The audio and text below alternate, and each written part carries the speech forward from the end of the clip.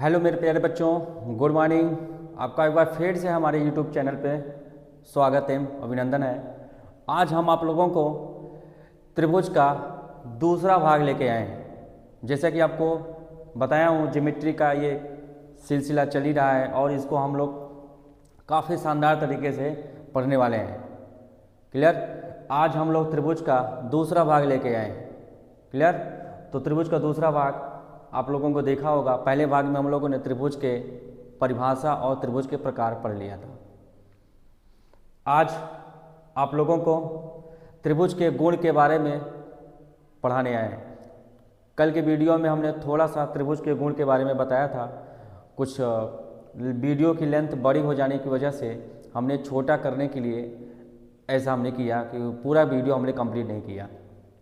ठीक है, वीडियो लंबी पड़ जा रही थी, इसलिए हमने पूरा कंप्लीट नहीं किया। तो चलिए आज हम लोग देखते हैं। आप जानते हैं हमारी प्रथा है यूक्लिड चाचा को नमन करने की, तो यूक्लिड चाचा की जय हो। आप ऐसे हमें ज्ञान देते रहें, हम आप लोगों को ज्ञान ऐसे देते रहें। ठीक, ज्ञान लो ज्ञान दो, वही है। तो यूक्लिड चाचा तो है, ये है, महान है। आइए हम लोग देखते हैं आज के सुविचार की ओर बढ़ते हैं। आज के सुविचार में दिया क्या है, जिंदगी में परिश्रम और प्रयास आखिरी सांस तक करनी चाहिए और करिए, करनी भी चाहिए और आपको करनी है, तभी सफलता मिलेगी। तो प्रयास तो भाई करना ही है। हम भी प्रयास कर रहे हैं, हम भी मेहनत कर रहे हैं, हमें भी सफलता मिलेगी आज नहीं कल। ऐसे ही आप लोग भी करते रहिए और मन लगा करके, कोई भी कमी नहीं रहनी चाहिए। हर एक कमी को आपको दूर करना है। कहाँ कमी रह गई है उसको सुधारना है। समझ गए? तो ये सब आप लोगों को करना है, तब जा कर के आप आगे बढ़ेंगे, वरना सफल नहीं हो पाएंगे। ठीक, चलिए आगे बढ़ते हैं हम लोग। आज हम लोग पढ़ते हैं त्रिभुज की विशेषताएं। तो त्रिभुज की विशेषताएं कल हम लोगों ने कुछ पढ़ा था, लेकिन आज मैं फिर से शुरू करना चाहता हूँ, क्योंकि कल शायद 2-3 विशेषताएँ लिख पाए थे। क्लियर? तो आज हम पहली विशेषताएँ लिखते हैं। पहली विशेषताएँ क्या है? त्रिभुज के तीनों कोणों का योग 180 अंश होता है। कहने का मतलब है तीनों कैसे कोण होने चाहिए? तीनों अंतः कोण होने चाहिए। तीनों कैसे कोण होने चाहिए? अंतः कोण। तो मैं थोड़ा सा यहाँ पे लिखना चाहता हूँ कि तीनों अंतः कोण होने चाहिए, कि यानी अंदर के कोण होने चाहिए। ठीक है, तीनों अंतः कोण। ठीक है, ये आपको पता होना चाहिए। अंतः कोणों का योग 180 अंश होता है। ये पहली प्रॉपर्टी आपको पता होना चाहिए। क्या मैंने लिखा? त्रिभुज के तीनों अंतः कोणों का योग 180 अंश होता है। इसको आप लोग प्रूव कर सकते हैं। कलर थोड़ा सा बदल दिया, मैच नहीं हो रहा था। ठीक है, त्रिभुज के तीनों अंतः कोणों का योग 180 अंश होता है। दूसरा, त्रिभुज के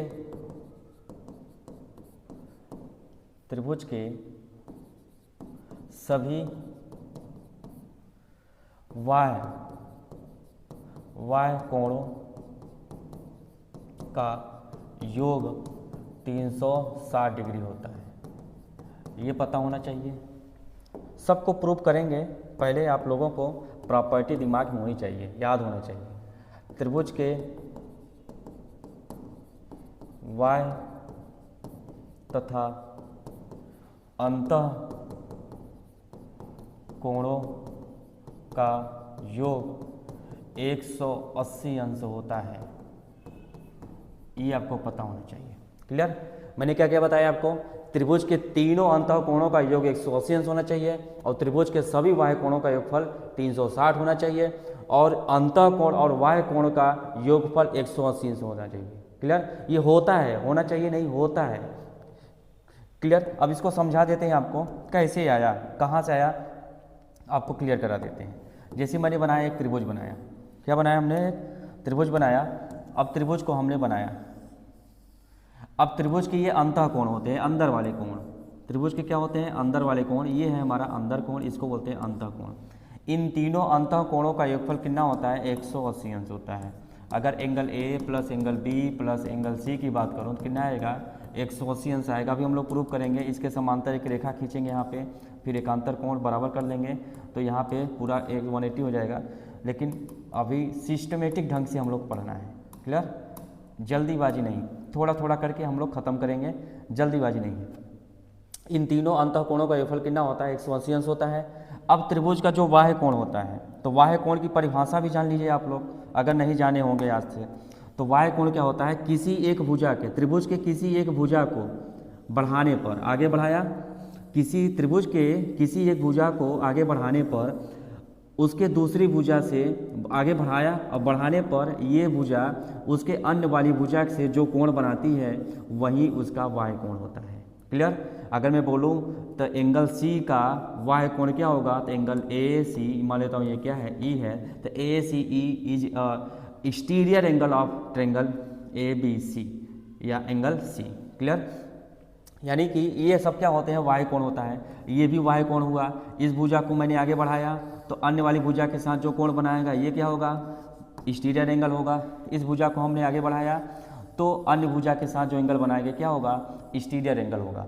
तो अगर ये हम ले लें अल्फ़ा, ये हम ले लें बीटा, ये ले लें अल्फ़ा, ये ले लें बीटा और ये ले लें गामा, तो alpha plus beta plus gamma ये सभी एंगल को रिप्रेजेंट करने का एक तरीका होता है, clear. Alpha beta gamma confuse हो रहे हैं तो एक बात जान लीजिए, अल्फ़ा एक एंगल को रिप्रेजेंट करने का एक तरीका होता है। तो हमने अल्फ़ा ले लिया, बीटा ले लिया, गामा ले लिया, आप कुछ भी ले सकते हैं, यहाँ पे पी क्यू आर एंगल ले सकते हैं, आपकी मर्जी। तो इन तीनों एंगल का सम कितना आएगा 360 डिग्री होगा, क्लियर। अभी हम प्रूव करके देखेंगे कैसे होता है। पहले आपको प्रॉपर्टी दिमाग में रखना होगा। क्या क्या बताया हमने, त्रिभुज के तीनों अंतः कोणों का योगफल 180 अंश होता है। त्रिभुज के तीनों बाह्य कोणों का योगफल कितना होता है 360 होता है। त्रिभुज ही नहीं, कोई भी बहुभुज ले लीजिए, चाहे चतुर्भुज ले लीजिए, चतुर्भुज के बाह्य कोणों का योगफल भी 360 होता है। तो कुल मिलाकर के नोट पॉइंट में आपको पता होना चाहिए कि बहुभुज के सभी बाह्य कोणों का योग 360 डिग्री होता है। तो कोई भी बहुभुज, कल हमने बहुभुज बताया था, चतुर्भुज हो सकता है, पंचभुज हो सकता है, खष्टभुज, अष्टभुज, नवभुज, 10 भुज, इस तरह से 10 भुजाओं वाली आकृति का भी बाह्य कोण का योगफल कितना होता है 360 डिग्री होता है। आप नोट पॉइंट भी लिख सकते हैं, बहुभुज के सभी बाह्य कोणों का योगफल 360 डिग्री होता है, क्लियर। अंतः कोण सबका अलग अलग होता है, उसके लिए आपको सूत्र याद करना होगा n-2 × 180 डिग्री, क्लियर। अगर किसी भी बहुभुज के आंतरिक कोणों का योगफल निकालना हो तो आप निकालिए ऐसे। अगर चतुर्भुज है, 3 भुज है, n बराबर 3 रखिए, 3 में से 2 घटाओ कितना आएगा 1, 1 गुणे 180, 180 से आ जाएगा। चतुर्भुज का निकालना है, n बराबर कितनी भुजाएं हैं 4 भुजाएं, n क्या होता है नंबर ऑफ साइड, 4 में से 2 घटाएं कितना आएगा 2 आएगा, 2 में से 18 180 गुणा करेंगे ना 360 आएगा। इसलिए सिद्ध होता है चतुर्भुज के चारों अंतः कोणों का कितना 360 होता है। अगर कोई आपसे पूछे पंचभुज के, अगर ये हमने बोला ये पंचभुज वाली आकृति बनाया, पंचभुज के सभी अंतः कोणों का योगफल कितना होगा, तो n बराबर 5 रखिए, 5 में से 3 घटाएं कितना आएगा 2 आएगा, 5 में से 2 घटाएं कितना आएगा 3 आएगा, 18 × 54 540 डिग्री आ जाएगा, क्लियर। तो ये छोटी छोटी बातें हैं, ये हम किसी दिन बहुभुज ले आएंगे तो आपको बताएंगे ये सब क्या होता है, क्लियर।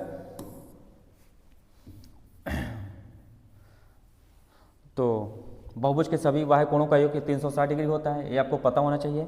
अच्छा, तीसरी बात हमने क्या बताया कि जो बाह्य कोण होता है किसी भी आकृति का, किसी भी बहुभुज का जो बाह्य कोण होता है, ये कैसे पता करेंगे बाह्य कोण, उसकी कोई एक भुजा को आगे बढ़ाइए और अन्य वाली भुजा की जो कोण बनाएगा वही क्या होती है उसका बाह्य कोण होता है। अच्छा ये बताइए, अभी तीसरी प्रॉपर्टी हमने क्या लिखाया, त्रिभुज के बाह्य तथा अंतः कोणों का योग 180 अंश होता है। ये हमारा क्या है, अंतः कोण है इंटीरियर एंगल, और ये क्या है एक्सटीरियर एंगल है। बताइए, तो इंटीरियर और एक्सटीरियर ये दोनों क्या बना रहे हैं, रैखिक युग्म बना रहे हैं। बताइए, एक सीधी रेखा एक तीसरी रेखा खड़ी होती है तो इस प्रकार बने संलग्न कोण क्या होते हैं एक दूसरे के, इसका संलग्न कौन है ये है, यानी कि क्या बनाते हैं रैखिक युग्म। तो इन दोनों कोणों का योगफल कितना हो जाएगा 180 अंश हो जाएगा। वही प्रॉपर्टी हमने यहाँ पे लिखा कि इंटीरियर और एक्सटीरियर एंगल का सम कितना होता है 180 होता है। अगर मैं आपसे बोलूँ किसी भी बहुभुज का आंतरिक कोण, किसी भी बहुभुज के किसी एक आंतरिक कोण, कोई यह आंतरिक कोण मैंने बोल दिया 60 डिग्री, तो क्या उसका बाह्य कोण नहीं निकाल सकते, यस 180 में से 60 घटा देंगे 120 डिग्री आ जाएगा। क्लियर? ऐसे ऐसे क्वेश्चन बनते हैं, आपको कॉन्सेप्ट में क्लियर करने आया हूँ। जब क्वेश्चन कराऊंगा तो आपको वहाँ भी आपको रिवीजन हो जाएगी। एक सीरीज लेके आएंगे क्वेश्चन कराने वाली, फिर वहाँ पे हम आप लोगों को फिर से मिलेंगे इस कॉन्सेप्ट के साथ। क्लियर? तो तीसरी प्रॉपर्टी हमने बताया। अब इन सभी प्रॉपर्टी को आप चाहे तो लिख सकते हैं। क्लियर? अब चौथी प्रॉपर्टी क्या लिखें हम? चौथी प्रॉपर्टी अगर लिखना हो तो चौथी प्रॉपर्टी हम लिख सकते हैं कि एक त्रिभुज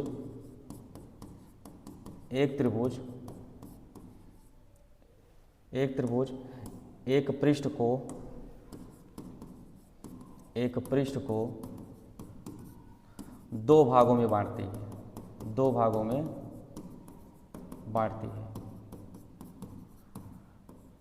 है। कहने का मतलब ये है, अगर मैं कोई त्रिभुज बनाऊं, ये हमारा क्या है? ये हमारा पृष्ठ है, सरफेस है। यूक्लिड चाचा ने बताया था पृष्ठ के बारे में, आपको बताया हूँ। क्लियर होगा? अगर नहीं क्लियर होगा तो पीछे वाला वीडियो जरूर देखिएगा, वहाँ और अच्छे से मैंने क्लियर कराया हूँ। और मैं यहाँ भी पृष्ठ के बारे में बताना चाहूँगा। ऐसा सरफेस, ऐसा पृष्ठ जिसकी लंबाई और चौड़ाई होती है, मोटाई नहीं होती है, वो हमारी पृष्ठ होती है। आप कहेंगे इसकी मोटाई, अरे भाई यूक्लिड चाचा ने मोटाई को डिफाइन नहीं कर पाया तो हम क्या डिफाइन करें, इसलिए ना डिफाइन वाले कैटेगरी में रखा गया है। यानी इस प्लेन में हम त्रिभुज अगर बनाएं तो ये त्रिभुज इसको दो बराबर भागों में बांटता है, इस प्लेन को, एक आंतरिक और एक बाह्य भाग। क्लियर? एक अंदर वाला हिस्सा और एक बाहर वाला हिस्सा, प्लेन को दो हिस्सों में बांट देता है, एक अंदर वाला हिस्सा और एक बाहर वाला हिस्सा। क्लियर? यही होता है त्रिभुज एक पृष्ठ को दो भागों में बांटता है। क्लियर? इतना लिख सकते हैं। चौथा पॉइंट अगर हम लिखना चाहें तो क्या लिखेंगे? चौथा पॉइंट लिख देते हैं, यह एक बंद आकृति तथा बहुभुज होती है। यानी त्रिभुज को क्या हम बोल सकते हैं? एक बहुभुज बोल सकते हैं, पॉलीगन होता है और बंद आकृति होती है। इतना हम लोगों को लिखना ही होगा। क्लियर? अब आते हैं नेक्स्ट प्रॉपर्टी के बारे में हम लोग पढ़ते हैं। क्लियर? तो अगली प्रॉपर्टी हमारी क्या है? कितने हो गए? 4 हो गए थे। अब हम लोग देखेंगे पांचवा प्रॉपर्टी, फिफ्थ। इसका परिमाप तथा क्षेत्रफल दोनों होता है। इसका परिमाप तथा क्षेत्रफल दोनों होता है। पांचवां हो गया। अब छठवां लिख सकते हैं हम लोग। छठवां क्या लिखें? त्रिभुज का कोई भी लिख सकते हैं, ठीक है। और यह कैसी होती है? यह एक 2 डायमेंशन आकृति होती है, 2D आकृति होती है। आज जितना हो सकता है त्रिभुज के बारे में आपको दिखा दे रहा हूँ, और दिमाग में रख लीजिए, और इन सब का जरूरत पड़ेगी। एक बात जान लीजिए, 7वीं प्रॉपर्टी, कोई दो भुजा का योगफल बड़ा होना चाहिए तीसरी भुजा से। ये ऐसे और भी लिख सकते हैं, b + c बड़ा होना चाहिए a से, या c + a बड़ा होना चाहिए b से। कहने का मतलब यह है, कोई भी दो भुजा का योगफल तीसरी भुजा से बड़ा होना चाहिए। ये हमने कल आपको बताया था। 8वीं प्रॉपर्टी, कोई दो भुजा का अंतर तीसरी भुजा से छोटी होनी चाहिए, या b - c < a, या c - a b। समझ गए? अगर ऐसा है तो हमारा त्रिभुज बनेगा, अथवा में ये। ठीक है? क्या मैंने बोला? किन्हीं दो भुजा का अंतर तीसरी भुजा से छोटी होनी चाहिए, कोई दो भुजा का योगफल तीसरी भुजा से बड़ी होनी चाहिए। इतनी प्रॉपर्टी अभी तक मैंने बताया। क्लियर? अब हम लोग बढ़ते हैं नेक्स्ट प्रॉपर्टी के। नेक्स्ट प्रॉपर्टी हमारा क्या हो जाएगा? 9वीं प्रॉपर्टी क्या होगा?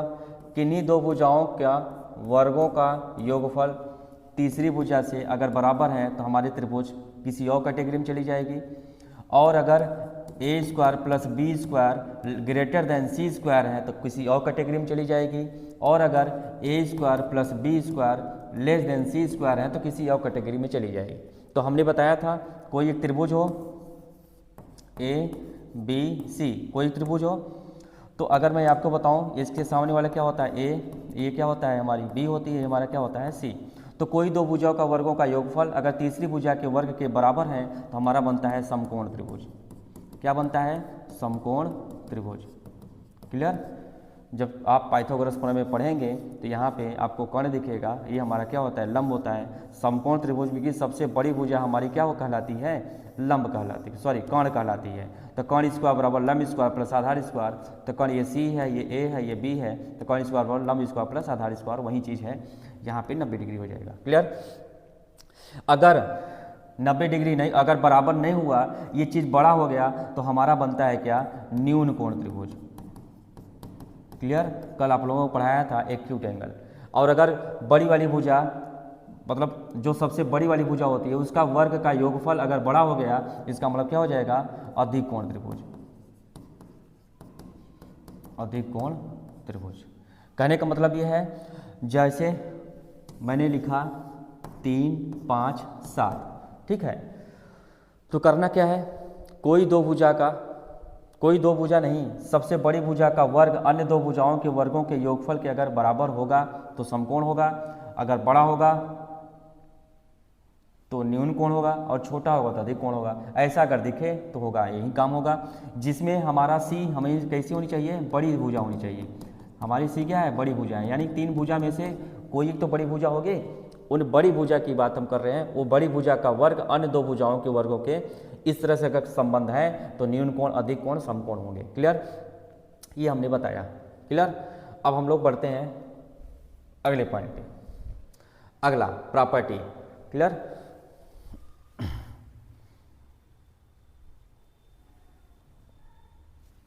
चलिए अगला प्रॉपर्टी हमारा क्या है? हाँ, कितने हो गए थे? 9 हो गए। चलिए 10वां देखते हैं। 10वां क्या होता है? अब जैसे मैं आपको बोलूं, बड़ा कोण बड़ी भुजा, बड़ा कोण बड़ी भुजा, या छोटा कोण छोटी भुजा, ये आपको पता होना चाहिए। बड़ा कोण बड़ी भुजा, छोटा कोण छोटी भुजा। कहने का मतलब यह है कि कोई भी त्रिभुज हो, उस त्रिभुज की सबसे बड़ी भुजा के सामने बड़ा कोण होता है और सबसे छोटी भुजा के सामने छोटा कोण होता है। अगर मेरा ए बी बड़ा है किससे? ए सी से, यानी कि ये भुजा बड़ी है इससे, इसका मतलब इसके सामने वाला एंगल सी और इसके सामने वाला एंगल बी का संबंध यही होगा जो इनके बीच में होगा। क्लियर? यानी कि अगर भुजाएं बड़ी तो उसके सामने वाला कोण भी बड़ा। इस तरह से हम लोग संबंध निकालते हैं, बड़ी कोण बड़ी भुजा, छोटा कोण छोटी भुजा।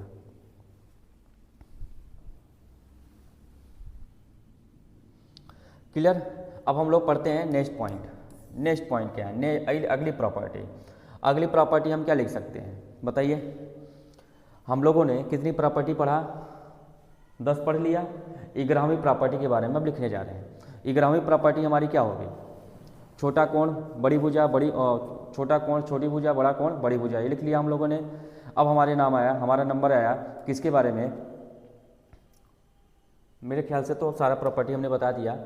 और भी आप लिखना चाहें तो लिख सकते हैं। क्या? इसके 3 भुजा, 3 कोण, 3 शीर्ष होते हैं, ये भी लिख सकते हैं। क्लियर?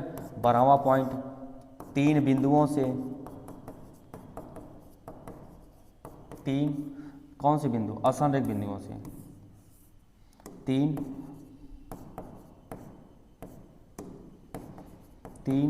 असंरेख बिंदुओं से त्रिभुज खींचा जाता है या त्रिभुज बनाया जाता है। तो 3 असंरेख बिंदु होने चाहिए तभी त्रिभुज बनेगा। जैसे कहने का मतलब यह है, असंरेख मतलब आपको समझाया था non collinear point. Non collinear point मतलब एक ही लाइन में सब बिंदु ना हो। अब जैसे एक ही लाइन में अगर सब बिंदु हो जाएंगे, इसको इससे मिलाया, इसको इससे मिलाया, क्या त्रिभुज बनेगा? नहीं बनेगा। तो वही मैं कह रहा हूँ, त्रिभुज तभी बनेगा एक बिंदु यहाँ हो, एक बिंदु यहाँ हो, एक बिंदु यहाँ हो। क्लियर। तो इन तीनों बिंदुओं को जब मिलाऊंगा तो क्या बनेगा, हमारा एक त्रिभुज की रचना होगी, वही मैंने बोला। क्लियर। तो तीन असंरेख बिंदुओं से हमारी क्या होती है, एक त्रिभुज की रचना होती है। और दूसरी बात यह, इन तीन असंरेख बिंदुओं से अगर मैं कोई दो बिंदु को असंरेख कर दूं, दो बिंदु को संरेख कर दूं, एक बिंदु को असंरेख कर दूं, तो तब भी बात वही हुई, तब भी हम त्रिभुज बना सकते हैं। क्लियर।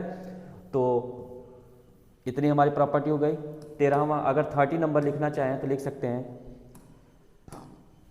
Property number 13। 13 में क्या लिख सकता हूं,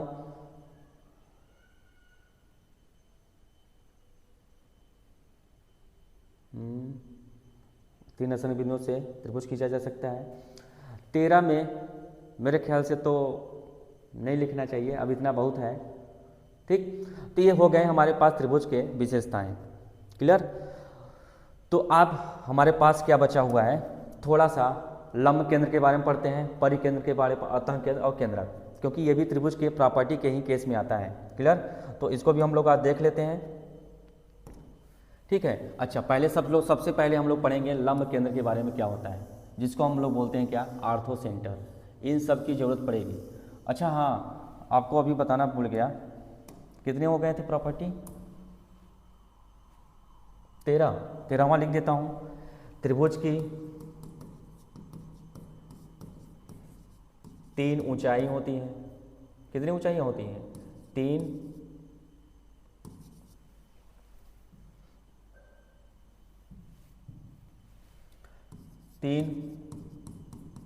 ऊंचाइयां होती हैं। इतनी, इसके कितनी हाइट होती है, 3 हाइट होती हैं। चौथा, 3 माध्यिका होती हैं, 3 माध्यिका होती हैं। 15वां पॉइंट लिख सकता हूं, माध्यिका हो गई, ऊंचाई हो गई, और कोण अर्धक होते हैं। कितने, 3 कोण अर्धक होते हैं। देखिए, इन तीनों के बारे में हम लोग अभी पढ़ते हैं। ये क्या होता है, परपेंडिकुलर बाइसेक्टर, एंगल बाइसेक्टर क्या होता है, मीडियन क्या होता है, हाइट क्या होता है, एल्टीट्यूड क्या होता है, इन सब के बारे में हम लोग थोड़ा सा पढ़ना है। क्लियर। तो त्रिभुज की 3 ऊंचाइयां होती हैं। चलिए हम लोग पढ़ते हैं। और त्रिभुज का क्या होता है, परिमाप होता है। परिमाप शायद हम लोग लिख दिया था, इसका परिमाप तथा क्षेत्रफल दोनों होता है, सब होता है। इस तरह से 2D होता है। ये दोनों भुजाओं का योगफल तीसरी भुजा से बड़ा होना चाहिए, अंतर छोटा होना चाहिए। ये संबंध, बड़ा कोण बड़ी भुजा, बाह्य कोण अंतः कोण। फिर उसके बाद हम लोग त्रिभुज के बाह्य कोण का योगफल 360, अंतः कोणों का योगफल 180 अंश। एक त्रिभुज एक पृष्ठ को 2 भागों में बांटती है। इस तरह से इंटीरियर स्टीयर एंगल का सम 180 होता है। हाँ, एक प्रॉपर्टी और बच गई। वो प्रॉपर्टी क्या है, यहाँ मैं लिख दे रहा हूँ, 16वीं प्रॉपर्टी। क्या, कि त्रिभुज का जो बाह्य कोण होता है, त्रिभुज का जो बाह्य कोण होता है, अंतः विपरीत कोणों के योगफल के क्या होता है, बराबर होता है। विपरीत अंतः कोणों के योगफल के बराबर होता है। अगर हमारा x है, ये हमारा y एंगल, ये हमारा z है, तो ये z होता है x प्लस y। ये आपको पता होना चाहिए। इस थ्योरम को भी हम अप्लाई करेंगे। क्लियर।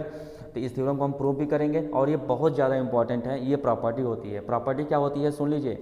त्रिभुज के, किसी भी त्रिभुज का बाह्य कोण विपरीत अंतः कोणों के योगफल के बराबर होता है। यानी कि त्रिभुज का ये हमारा बाह्य कोण है, ये बाह्य जो कोण होता है, इसके विपरीत में जो कोण बने हैं और अंदर वाले कोण, ये क्या है, इन दोनों कोणों के योगफल के बराबर होगा। अगर मैं यहाँ से निकालना चाहूँ, ये हमारा क्या है, बाह्य कोण है। अगर ये कोण निकालूँ तो y, अगर मानो तो क्या है, ये p है, तो y प्लस p हो जाएगा। अगर मैं ये हमारा y कोण है, अगर इस कोण को निकालना चाहूँ तो क्या हो जाएगा, x प्लस p हो जाएगा। तो ये कोण हमारा x प्लस p हो जाएगा। इस तरह से हम लोग निकालते हैं। क्लियर। तो उम्मीद करता हूँ आप इतना सीख गए हैं। आइए हम लोग सीखते हैं थोड़ा लंब केंद्र के बारे में क्या होता है। लंब केंद्र के बारे में हम लोग सीखते हैं। तो सबसे पहले हम बनाएंगे क्या, वृत्त बनाएंगे, सॉरी क्या बनाएंगे हम लोग, त्रिभुज बनाएंगे। तो चलिए हम लोग त्रिभुज बना दिए। क्लियर। अब त्रिभुज बनाने के बाद हम लोग को क्या करना होगा, लंब केंद्र की पढ़ रहे हैं ना, तो शीर्ष से सामने वाली भुजा पे क्या करेंगे, लंब डालेंगे।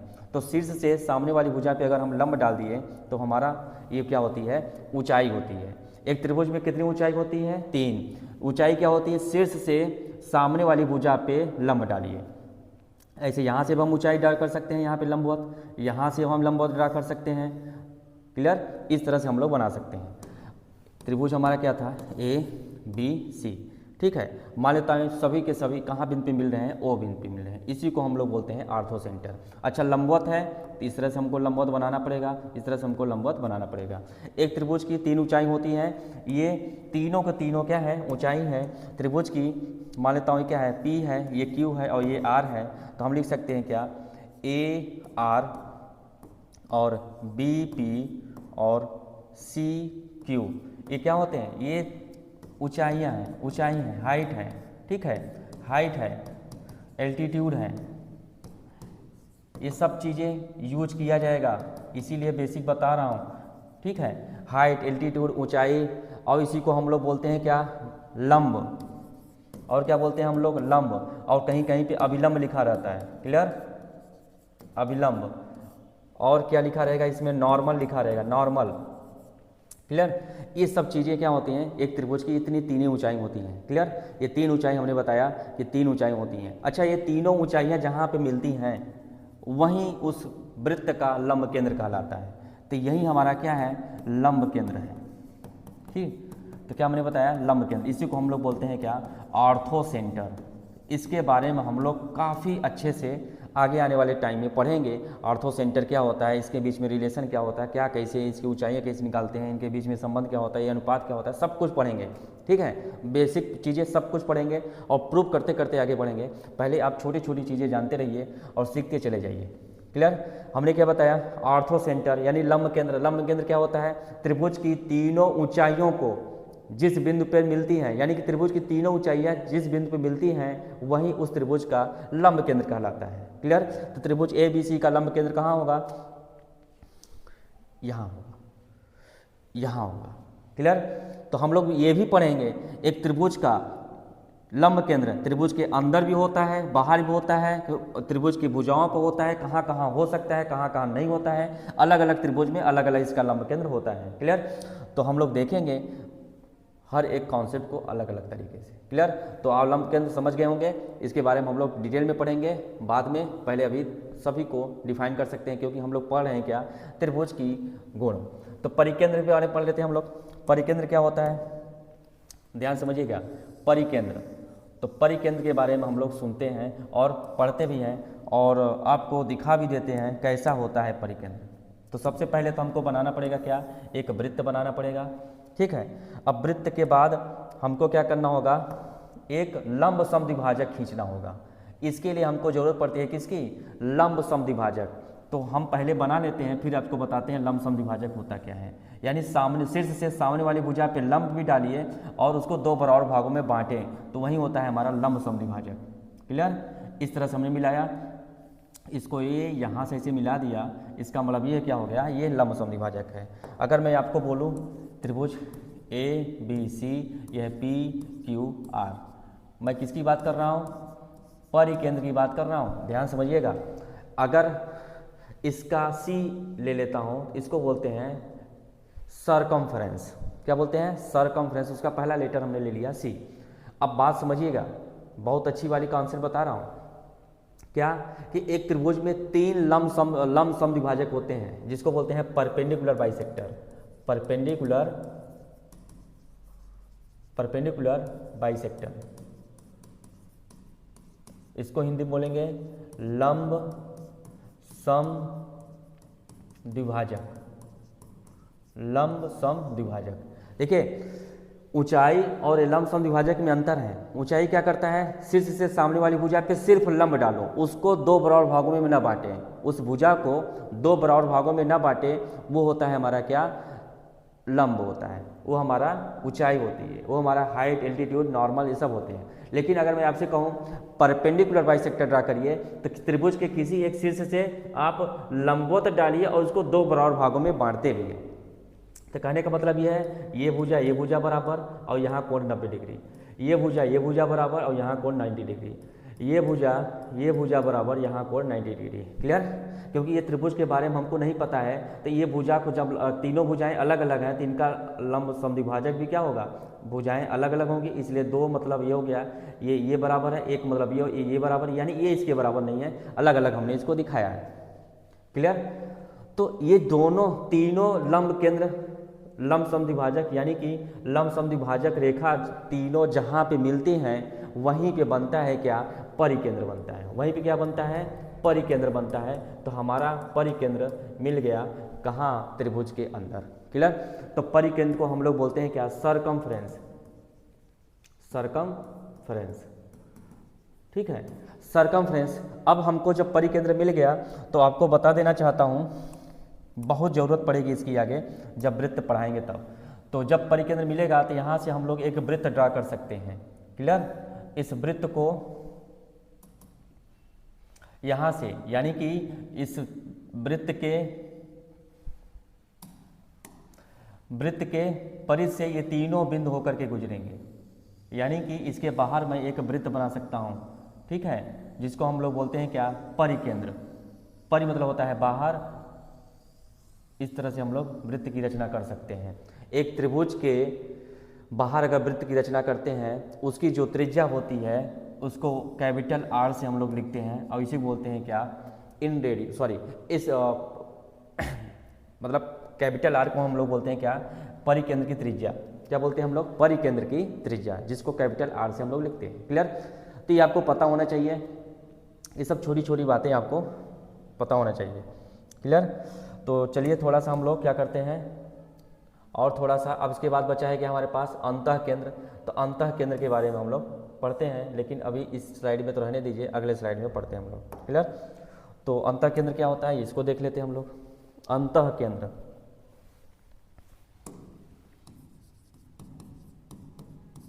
अंतः केंद्र, अंतर केंद्र को ही बोलते हैं इन सेंटर। क्या बोलते हैं, इन सेंटर। ठीक है। आइए अंतः केंद्र बनाते हैं। ऐसा वृत्त, ऐसा त्रिभुज जिसकी तीनों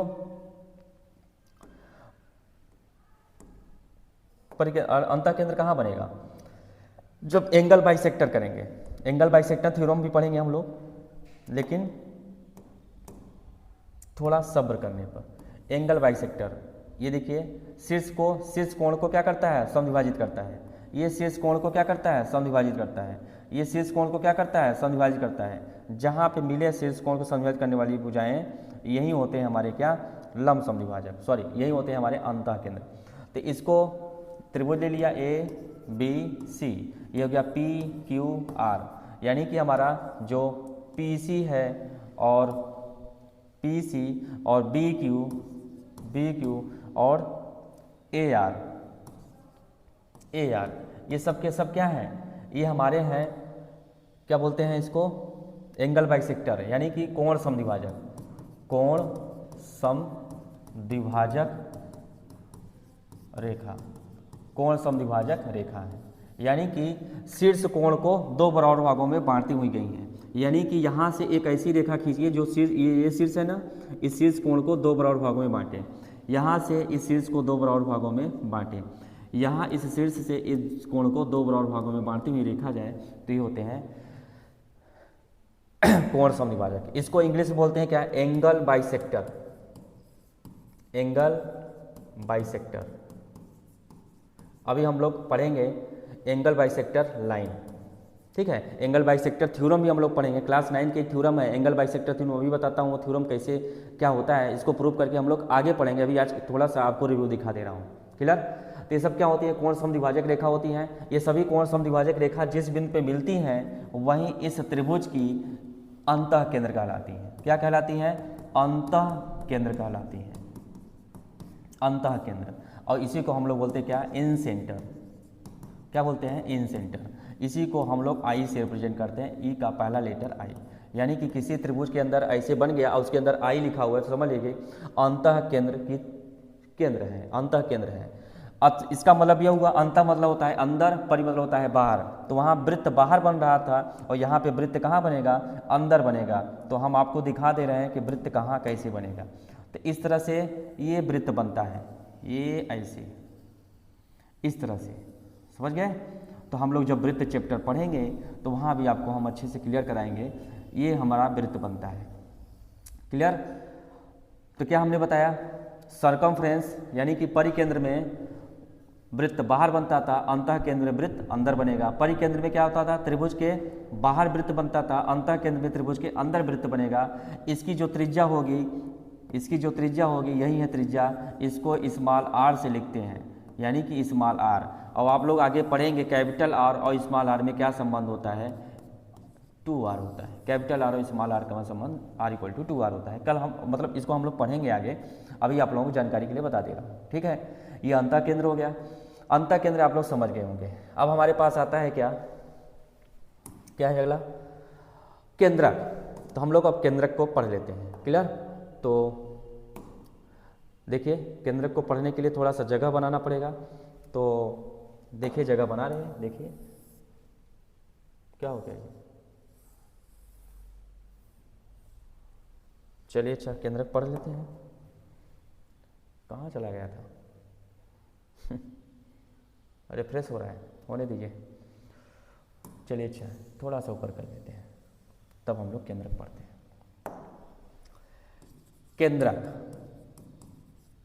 केंद्रक को इंग्लिश में बोलते हैं सेंट्रॉइड। अब केंद्रक क्या होता है ये भी जान लीजिए आप लोग। पहले हम लोग क्या बनाएंगे, एक वृत्त बनाएंगे, सॉरी वृत्त क्या है, बार बार वृत्त की याद आ रही है। हम लोग एक त्रिभुज बनाएंगे, ठीक है। तो चलिए हम लोग त्रिभुज बना लिए, ठीक है। अब इस त्रिभुज का केंद्रक कैसे पता करेंगे, तो पता करने के लिए हम लोग क्या करेंगे, सामने वाले शीर्ष से सामने वाली भुजा को दो बराबर भागों में बांटने वाली एक रेखा खींचेंगे, जिसको बोलते हैं क्या, माध्यिका। क्या बोलते हैं इसको, माध्यिका, मीडियान। तो मीडियान हम लोग ऐसे खींच लिए, सामने वाली भुजा को दो बराबर भागों में बांटा। तो सामने वाली भुजा को दो बराबर भागों में हमने बांटा, इस तरह से हमने बनाया, क्लियर। एक त्रिभुज हमारा ABC है। त्रिभुज ABC में एक पॉइंट यहाँ जहाँ तीनों मिलती हैं, इसी को हम लोग बोलते हैं क्या, C फॉर सेंट्रॉइड। ये हमारा क्या है, PQR।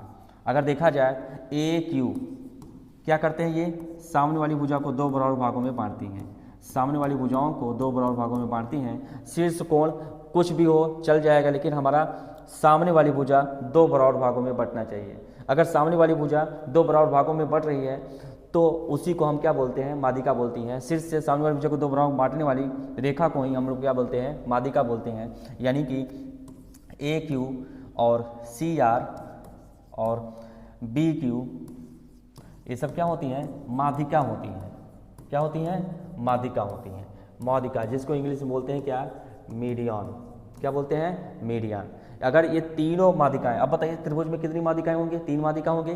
तीनों मीडियन, तीनों माध्यिकाएं जिस बिंदु पे मिलती हैं, और पक्का मिलेंगे, आप जा करके आप अपने से कोई भी त्रिभुज बनाइए और उसके सामने वाली भुजा को दो बराबर में बांटिए, ऐसे ऐसे करिए, आप कंस्ट्रक्ट करिए, रचना करेंगे, आपको हमेशा वहीं एक बिंदु पे तीनों भुजाएं मिलने को मिलेंगे, क्लियर। तो यहाँ से ये तीनों माध्यिकाएं जहाँ भी मिलती हैं उसी को इस त्रिभुज का केंद्रक कहते हैं। क्या बोलते हैं, केंद्रक कहते हैं। और इसी को हम लोग बोलते हैं सेंट्रॉइड, केंद्रक बोलते हैं, क्लियर। तो हमने आज त्रिभुज के गुण के बारे में काफ़ी अच्छे से पढ़ लिया। तो क्या क्या हमने पढ़ा आपको पहले दिखा दे रहा हूँ। त्रिभुज की विशेषताओं में सबसे पहले हम लोगों ने त्रिभुज के अंतर कोणों का योगफल 180 अंश, बाह्य कोणों का योगफल 360 डिग्री, और त्रिभुज के बाह्य अंतर कोणों का योगफल 180 अंश, ये हमने पढ़ा। 3 हो गए। एक त्रिभुज एक वृत्त को दो भागों में बांटता है, चौथा पढ़ लिया हम लोग। 5वां पॉइंट है, हमने ऐसे बताया कि बहुभुज के अंतर कोणों सभी बाह्य कोणों का योगफल कितना होता है, 360 डिग्री होता है। और बहुभुज के अंतर कोणों का n-2 × 180 डिग्री हमने फॉर्मूला बताया था। फिर हमने बताया एक्सटीरियर एंगल और इंटीरियर एंगल का सम कितना होता है, 180 होता है, ठीक है। ये आपको पता होना चाहिए। आइए हम लोग बढ़ते हैं आगे। यह एक क्या होता है, एक बंद आकृति होती है और क्या होती है, बहुभुज होती है। और भी हमने क्या बताया, चौथा 5वां पॉइंट, इसका परिमाप तथा क्षेत्रफल दोनों होता है। यह एक 2D आकृति होती है। इसके कोई दो भुजा का योगफल तीसरी भुजा से बड़ी होनी चाहिए, कोई भी दो भुजा हो, इसलिए हमने इस तरह से लिख लिया। आप अब इसके नोट पॉइंट भी लिख सकते हैं, किन्हीं दो भुजाओं का योगफल, या लिख सकते हैं किसी दो भुजाओं का योगफल तीसरी भुजा से बड़ी होनी चाहिए, बड़ी होती है, क्लियर। तो त्रिभुज की किसी दो भुजाओं का योगफल तीसरी भुजा से बड़ी होती है, और किसी त्रिभुज की किसी दो भुजाओं का अंतर तीसरी भुजा से छोटी होती है, ये आपको पता होना चाहिए। और हमने क्या बताया, बड़ा कोण बड़ी भुजा नहीं, हमने बताया इनके भुजाओं में संबंध अगर ऐसा हो तो समकोण त्रिभुज, ऐसा हो तो न्यून कोण, ऐसा हो तो अधिक कोण। क्लियर आया। फिर हमने पढ़ा 10वां भाग, 10वां विशेषता। 10वां विशेषता क्या हमने बताया कि बड़ा कोण बड़ी भुजा, हम चाहे तो 11वां भी लिख सकते थे, छोटा कोण छोटी भुजा। क्लियर, लेकिन हमने उसी में लिख दिया अगर त्रिभुज के सामने वाला कोण जितना ही बड़ा होगा उसके सामने वाली भुजा उतनी ही बड़ी होगी। क्लियर, इन सबको प्रूव करेंगे, ये सब प्रॉपर्टी दिमाग में रखे रहिए क्योंकि इन सब की बहुत ज़रूरत है, ये आपको पूरी तरह से याद होना चाहिए। अगर याद नहीं रहेगा तो आप कैसे अप्लाई कर पाएंगे, कैसे आगे बढ़ेंगे, तो ये सब बढ़ना होगा आपको। फिर उसके हमने क्या बोला, 3 भुजा 3 कोण 3 शीर्ष बिंदु होते हैं, 3 असंख्य बिंदुओं से एक त्रिभुज खींचा जा सकता है। और हमने आपको आगे भी पढ़ाया, जब वृत्त पढ़ाऊंगा तो 3 असंख्य बिंदुओं से एक वृत्त भी खींचा जा सकता है।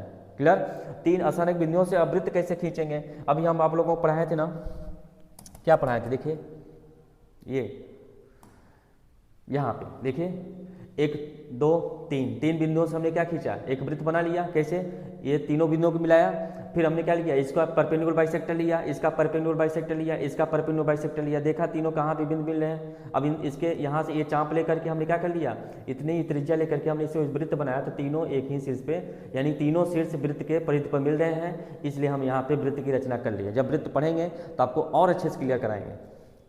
ठीक, तो ये हमने पढ़ा। फिर इसके बाद इसमें 3 माध्यिकाएं होती हैं, 3 ऊंचाई होती हैं, 3 कोणार्धक होते हैं, और इसका जो वाय कोण होता है इनके विपरीत अंतःकोणों के फल के बराबर होता है, ये आपको पता होना चाहिए। फिर हम लोगों ने क्या पढ़ा, लंब केंद्र, परिकेंद्र, अंतःकेंद्र, केंद्र क्या होता है, ये सब आप लोगों को दिमाग में रखना होगा, तब जा करके आप आगे बढ़ पाएंगे। क्लियर, तो त्रिभुज के सारे प्रॉपर्टी और सारे टाइप्स जितने होते हैं सब कुछ हमने बताया है अभी। अब हम लोग नेक्स्ट वीडियो में पढ़ेंगे इसके थ्योरम, इसके हर एक थ्योरम को अब हम लोग प्रूव करेंगे। जैसे पहला थ्योरम क्या है, त्रिभुज के तीनों अंतःकोणों का योगफल 180 अंश होता है। इस सब को प्रूव करते हुए अब हम लोग आगे बढ़ेंगे और ऐसे ही हम लोग आगे बढ़ते रहेंगे, और एक दिन ऐसा आएगा कि हम लोग बहुत आगे बढ़ जाएंगे और हम लोग सफलता की ओर जरूर आगे बढ़ेंगे। क्लियर, तो आप लोग देख ही रहे होंगे, आपको सब का सब मटेरियल फ्री में मिल रहा है, तो आप कंजूसी मत करिए लाइक बटन दबाने में, कंजूसी बिल्कुल मत करिए। आप शेयर करिए, सब्सक्राइब करिए और खूब फैला दीजिए। भाई कितना मेहनत करवा रहे हैं, मज़ा आ रहा है कि नहीं, बताइए, दिल से बताइएगा मज़ा आ रहा है कि नहीं, क्योंकि मैं पूरी तरह से पूरा कंटेंट बना करके आपको पढ़ा रहा हूँ, एक एक चीज़ क्लियर करा रहा हूँ, एक भी चीज़ मैं नहीं सोचता हूँ कि आपका छूटे। समझ रहे हैं, हर एक राइटर की बुक रख करके मैं पूरा क्वेश्चन को पढ़ता हूँ, फिर उसके बाद यहाँ कंटेंट लेके आता हूँ। ऐसा नहीं है कि ऐसे एक ही टाइम पे पूरा कर देना, सब कुछ पहले से पढ़ा हुआ हूँ, मैं हमेशा पढ़ता हूँ, हमेशा पढ़ करके आगे बढ़ता हूँ, हमेशा कुछ न कुछ नया चीज़ सीखता हूँ, और आपको भी यही करना है, सीखना है। आप कहीं भी जुड़े हुए हों, कहीं भी पढ़ रहे हों, लेकिन हमारा वीडियो ज़रूर देखिए। आप उन सभी वीडियो से ये वीडियो देख लीजिएगा काफ़ी ज़्यादा हेल्पफुल होने वाली है, क्योंकि मैं यहाँ पे आपको एक्स्ट्रा चीज़ें, बहुत अच्छी चीज़ें बताता हूँ और बताऊँगा, और उसको प्रूव भी कराता हूँ कहाँ से आया है, क्योंकि ये मेरा मैथ है और मैथ को पढ़ाने का नज़रिया बदल दूंगा। बस इरादे बदल दीजिए। इरादा क्या बदलना है कि आप मुझसे जुड़ना है, इरादे बदल दीजिए, नज़रिया बदल दूंगा। मैथ को देखने का और पढ़ने का और सॉल्व करने का नज़रिया आपका बदल जाएगा, मैथ से आपको प्यार हो जाएगा और सब चीज़ें भूल जाएंगे आप। क्लियर, तो जुड़िए। ठीक, तो चलते हैं हम लोग, मिलते हैं नेक्स्ट वीडियो में, तब तक के लिए नमस्कार, जय हिंद, जय भारत।